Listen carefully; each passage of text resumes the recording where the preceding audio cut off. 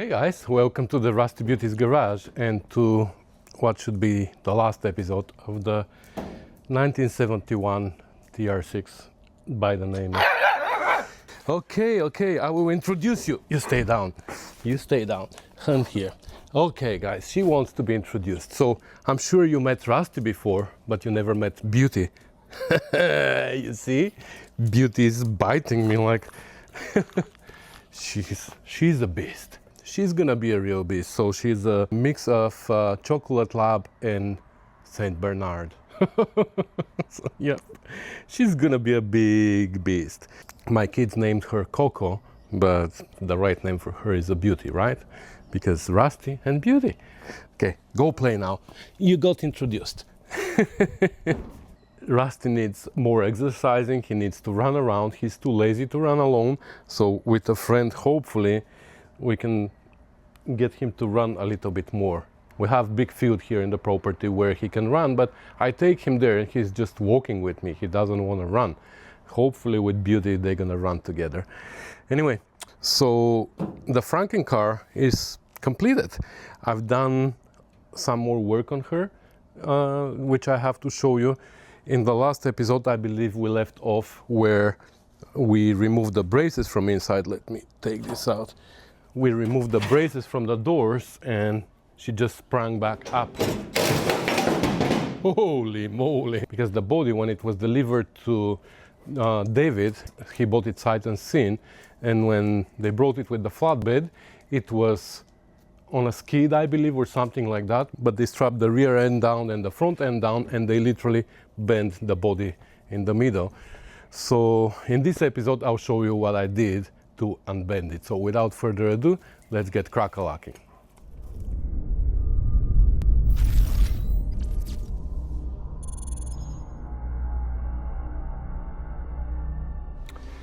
All right, so that wasn't unexpected, right? Because we knew that in the second episode, we had the gaps this big, and when we bolted the body to the frame, that's when the gaps went and they closed.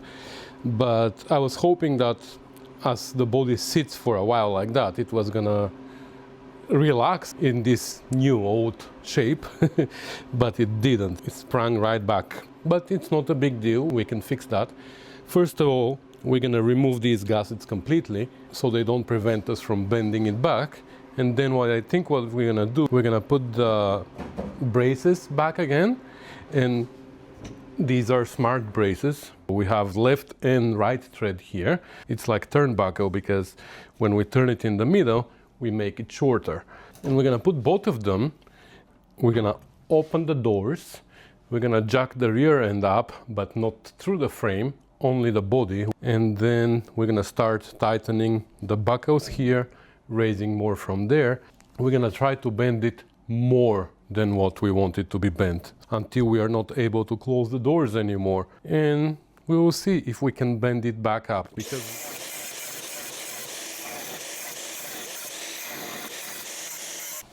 see, this side wasn't even attached, but now I'm gonna have to drill this.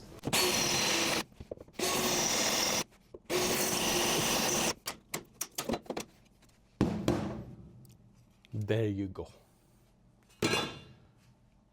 Okay, so the body is bolted here to the frame. So now when we are lifting the rear end, we're also gonna fight the gravity of the frame as well, right? So right here, we are expecting the body to bend this way. Actually, I only have one brace on, but before I put the second one, I wanna see what's gonna happen if I just raise the body without the brace there. Is that gap gonna close? We might not even need the braces. Yeah, we don't even need the braces actually, so I'm just gonna remove that one as well and drop this down. We might be able to overbend the body a little bit and then bolt it down. Let's see first with the doors closed, and then we're gonna open them.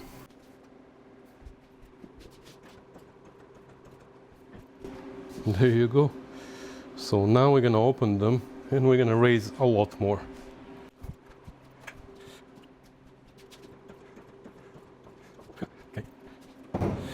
Now we can't even close the doors anymore. And now I'm gonna put actually a shim here, and we will see if we bolt it, what's gonna happen. And here as well.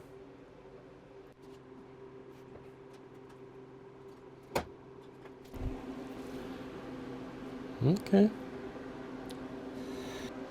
What if we put two shims?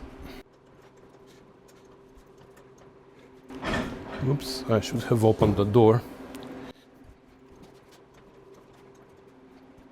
I know, we can overbend it and put the gussets on and weld them, but I don't know how much these gussets are gonna hold. Let's try without the gussets first and then put them just as a security, you know?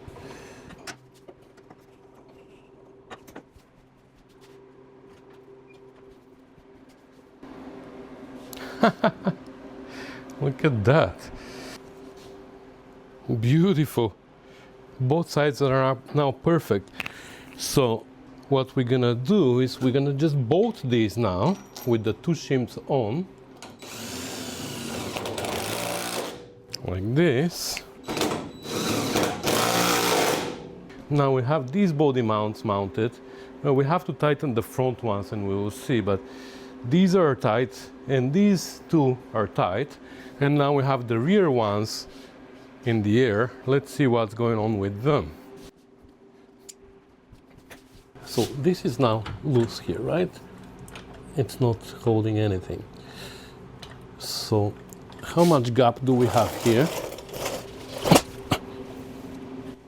Yeah, we have quite a bit of gap here. And now if we just tighten the bolt, if you remember in the previous episode what we said, that's gonna flex the frame up, but it's also gonna flex the body down. And we don't want that.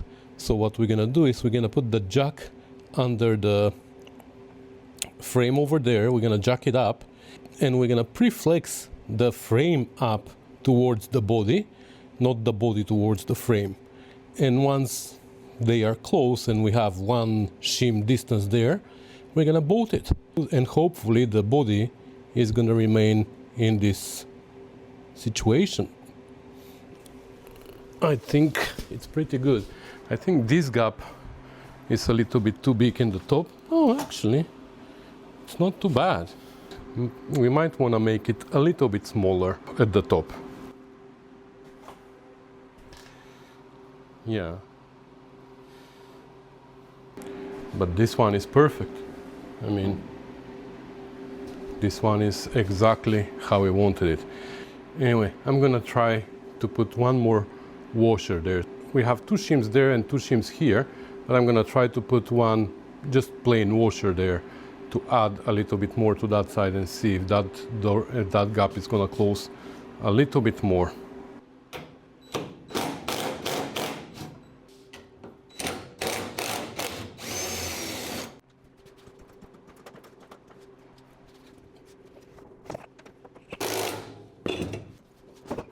Woohoo!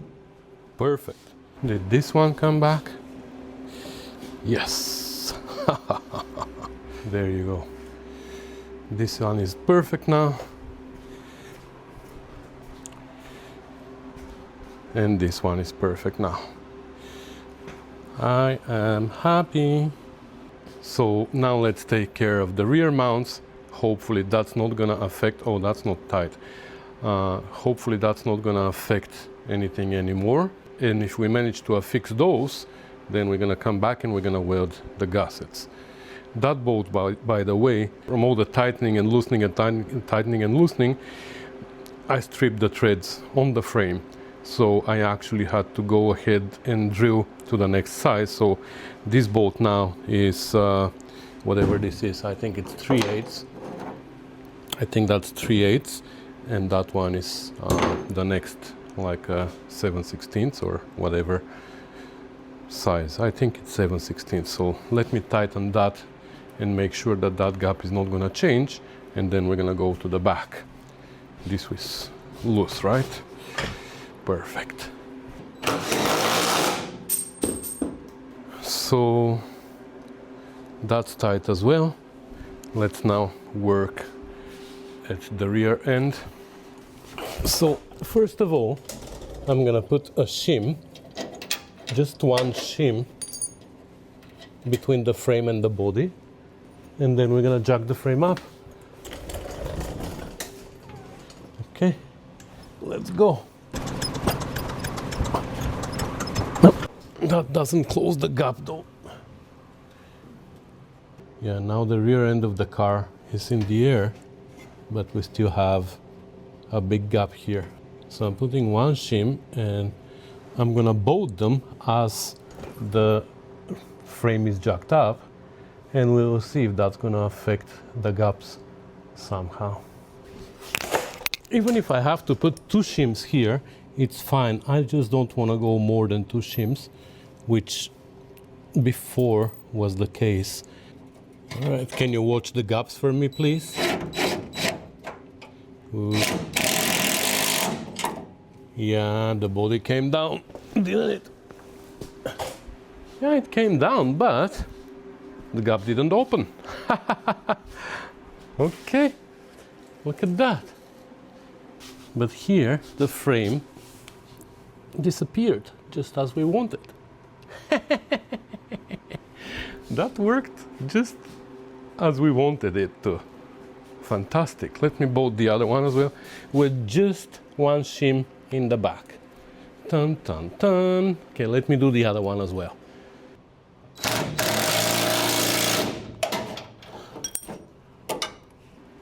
Let me see this gap now. Well, this gap might have opened a little bit. Oh, now everything opened. Ugh. Nope, I don't like that. After I dropped the jack, the gap opened again. Ugh. Okay, well, then we're gonna add one more shim. We're gonna have two in the back. But yeah, this one also opened a lot. How come? That's interesting. Okay, I'll add one more shim to each of these. Right now we only have one, so we're gonna add one more, and the stick out of the frame is gonna become a little bit bigger than now, but that's fine.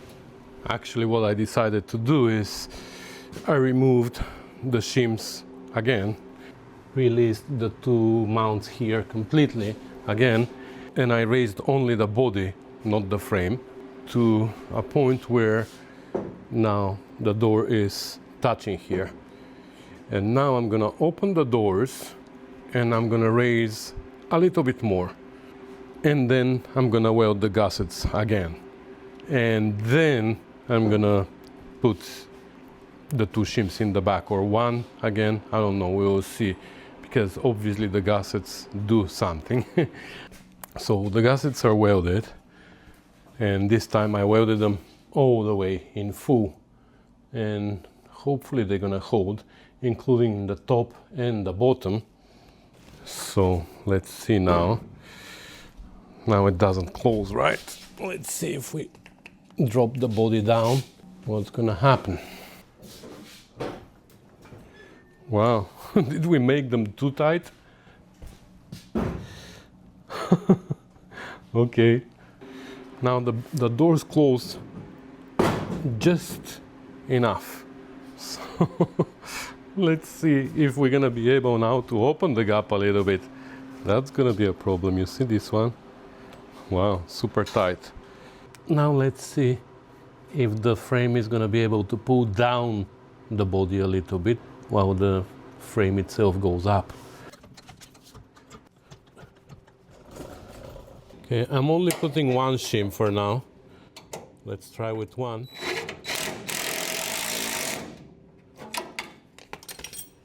It opened a little bit, but not enough. But let's bolt the other one, because that makes a difference. And then at the end, we're gonna have to drop the jack down, right?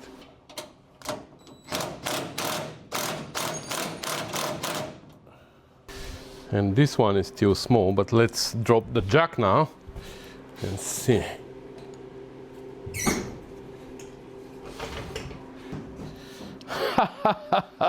Exactly where we want it. Okay. Isn't that beautiful now? Exactly the gaps that we wanted. I guess these gaskets are there for a reason, eh? This one is a little bit bigger at the top and smaller at the bottom. Should we add one more shim? You know what I'm gonna do? I'm gonna add one more shim on that side. Let's see what's gonna happen. Here we have one shim, there we're gonna have two, or maybe I'm just gonna add a washer. Yeah, that's what I'm gonna do. I'm gonna add a washer just to see if that gap is gonna close up a little bit. There you go.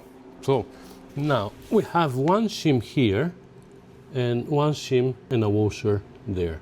So yeah, there is a very small difference in the height, but you have to look for it. But did that affect our door though? Haha, now it is beautiful. Again, the bottom is very little narrower than the top, but I'm not gonna touch it anymore. I think this is the fender that you see how the door gap here to the B-post is perfect. The fender is what's wrong here. You see how it is not reaching to the corner here? But I think that's not bad at all. I mean, I can live with that. All right, and with that, she is fully completed. Isn't she beautiful? So all the gaps now look pretty good, I would say.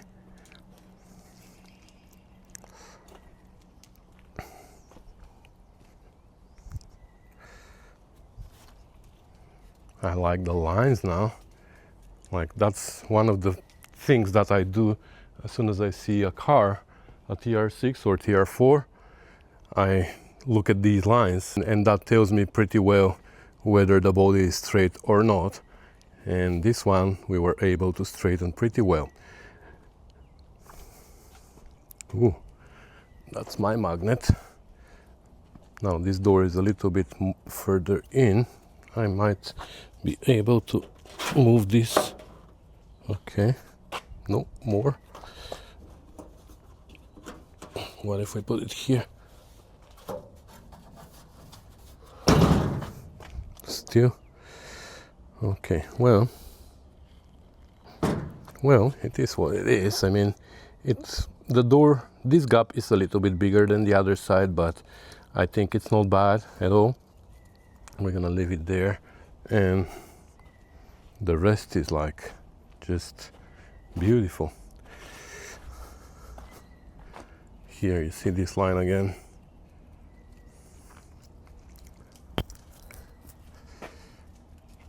Remember what it used to be?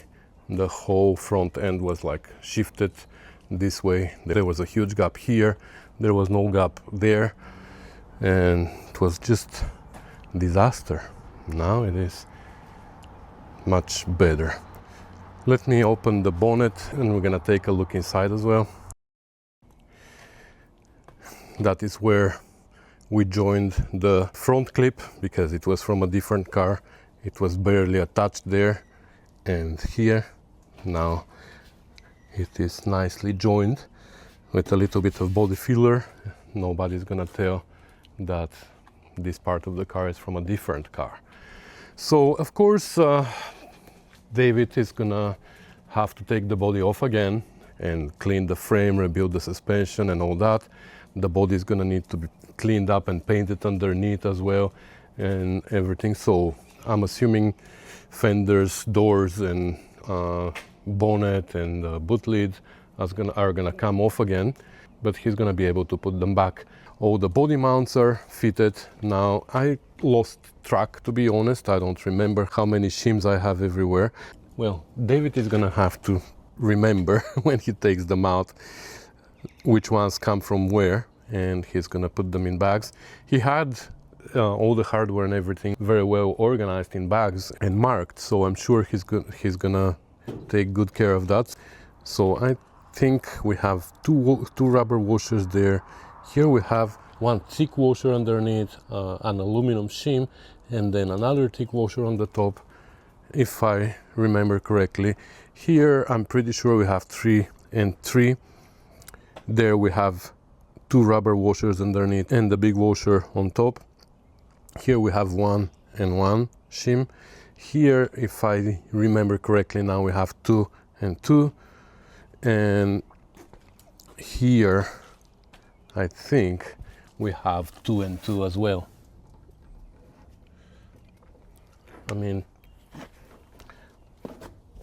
that's how far the frame sticks out. It's not bad at all.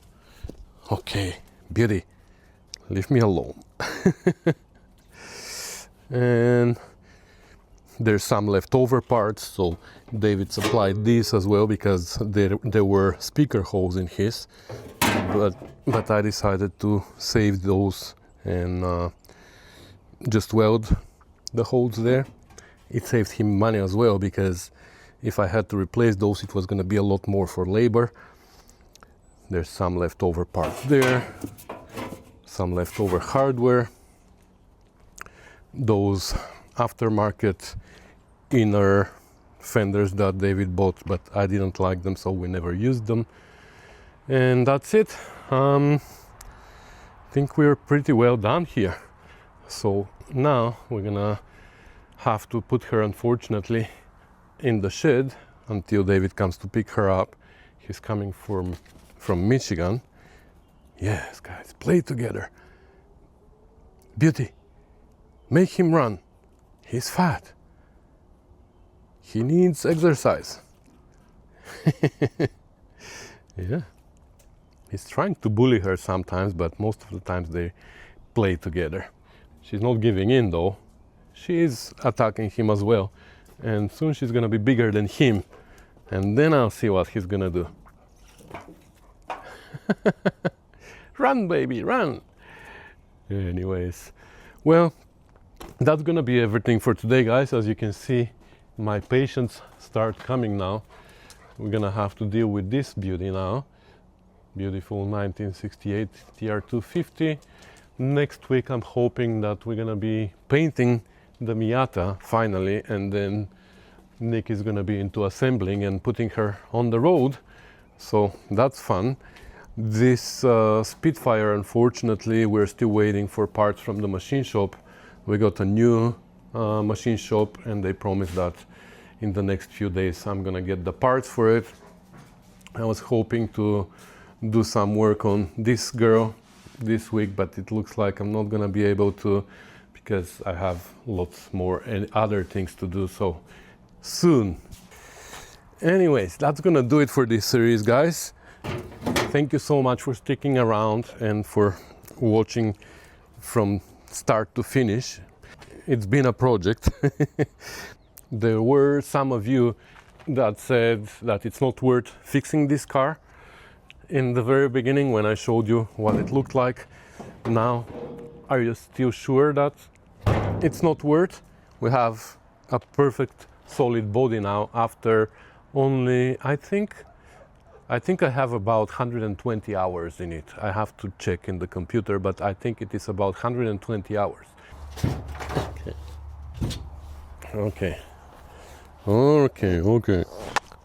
When I start working on my own TR6, if I only have 120 hours in the body, I'm gonna be more than happy, but I'm sure I'm gonna have a lot more because I have to change seals, I have to change the inner seals as well, maybe floors, and there's rust in many places that needs to be fixed, so it's gonna take a lot more. But nobody said for my TR6 that it was not worth saving. This one, everybody said it was not worth, but it took 120 hours. I'm sure many projects take a lot more than that just to fix the rust on the body. This one had no rust. It had issues with the front end, but we fixed that. So anyways, thank you guys for watching again. Thank you so much for commenting, subscribing, sharing, and supporting the channel. That's really, really appreciated.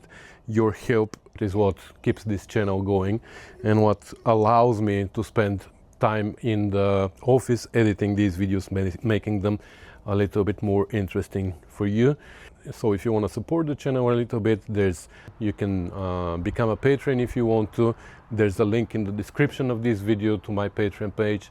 There's also a link to PayPal where you can go and buy me a beer. You can make small donations there, one-time donations. I know that you are very creative and you figure out different ways to help me, which is highly appreciated. So that's gonna do it for today, guys. Thanks again for watching, and I'll see you in the next one. Bye.